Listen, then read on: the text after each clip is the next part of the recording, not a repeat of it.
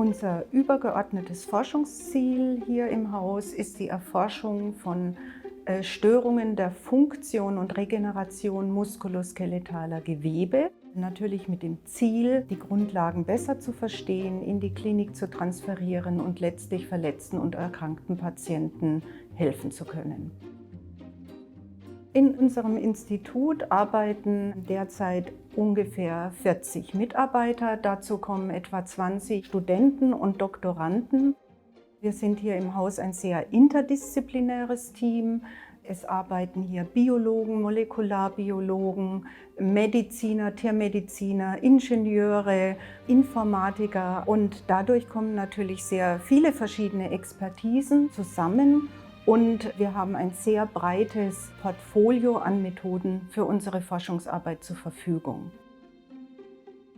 Unsere Forschungsschwerpunkte im Bereich Knochenbiologie sind, dass wir verstehen möchten, wie der Knochen auf- und umgebaut wird. Außerdem möchten wir die Pathomechanismen von altersassoziierter und postmenopausaler Osteoporose besser verstehen können. Außerdem möchten wir verstehen, wie mechanische Reize auf den Knochen wirken und uns dies auch therapeutisch nutzbar machen. Im Bereich Knochenregeneration interessieren uns die molekularen Grundlagen der Knochenheilung. Eines unserer Hauptziele ist, besser verstehen zu können, wie Begleitverletzungen und weitere Traumata die Knochenheilung beeinflussen können. Im Bereich Knochenforschung verwenden wir, um molekulare und zelluläre Mechanismen aufzudecken, in vitro verschiedenste Zellkulturmodelle und in vivo können wir transgene Mausmodelle nutzen. Außerdem machen wir histologische und biomechanische Analysen und uns steht ein hochauflösendes Mikrocomputertomographiegerät zur Verfügung. Ich bin verantwortlich für die Forschung zur Bandscheibe, Meniskus und zum Knorpel. Die Forschungsschwerpunkte sind es, die Degenerationsmechanismen zu verstehen, Möglichkeiten der Regeneration zu finden und Therapiekonzepte zu verbessern. Eine Besonderheit unserer Forschung hier ist, dass wir ganz speziell entwickelte Modelle haben, in denen wir diese hohen Belastungen, die in diesen Geweben vorherrschen, simulieren können. Ein weiteres wichtiges Ziel ist es auch, neue diagnostische Marker für die Behandlung dieser degenerativen Krankheiten zu entwickeln und zu finden. Hohe Dehnungsapplikationen können wir machen, wir können hydrostatischen Druck applizieren. Und eine Besonderheit ist, dass wir mittlerweile auch viele Versuche im Organkulturmodell machen. Das heißt, wir haben Modelle, mit denen wir Gewebestrukturen für längere Zeit am Leben erhalten können, im Labor, unter Laborbedingungen. Und dann dieses Zusammenspiel von Belastung und Entzündungsprozessen beispielsweise simulieren können. Ich leite den Bereich Gelenkbiomechanik hier im Institut. Der Hauptfokus liegt auf dem Kniegelenk.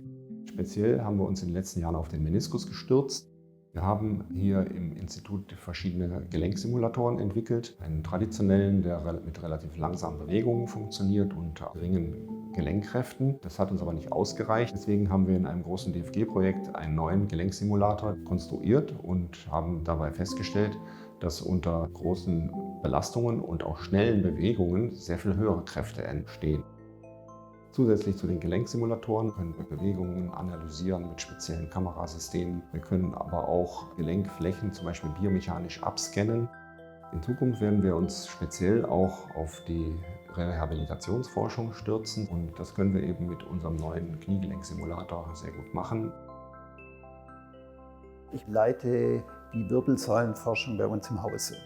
Ziel unserer Arbeit ist es, dass wir versuchen, die knöchernen Strukturen, die Bandscheibenstrukturen einer degenerierten oder verletzten Wirbelsäule zu verstehen, um dann Therapieverfahren oder Operationsmethoden zu entwickeln, zu verbessern oder neue uns auszudenken.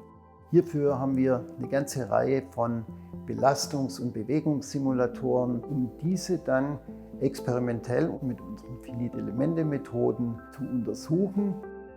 Wir versuchen in unserem dynamischen Wirbelsäulenbelastungssimulator ganz aggressive Bewegungen zu simulieren, die vielfach wiederholt werden.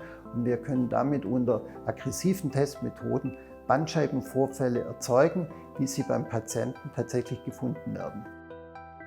Wir freuen uns sehr, dass wir dieses Jahr einen großen Forschungserfolg erzielen konnten. Der Wissenschaftsrat hat uns ein Forschungsgebäude bewilligt zum Thema multidimensionale Traumawissenschaften. An der Antragstellung waren natürlich viele Kollegen hier am Standort beteiligt. Herr Professor Huber-Lang aus dem Institut für Trauma-Immunologie und ich sind die Gründungsdirektoren dieses neuen Forschungsgebäudes. Zwischen 15 und 20 Arbeitsgruppen werden zu Fragestellungen der Traumaforschung zusammenarbeiten. Grundlagenforscher wie klinische Forscher, multidimensional vom Molekül über die Zelle bis zum Organismus, und wir interessieren uns auch für die Interaktionen von physischem und psychischem Trauma.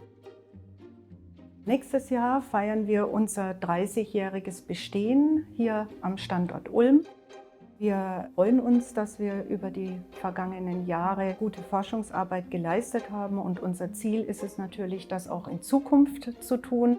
Das Institut ist über die letzten 30 Jahre stetig gewachsen, die Mitarbeiterzahl ist vergrößert, die Forschungsbereiche sind ausgeweitet, sodass wir für die nächsten Jahre keine Angst haben, dass uns die Themen ausgehen.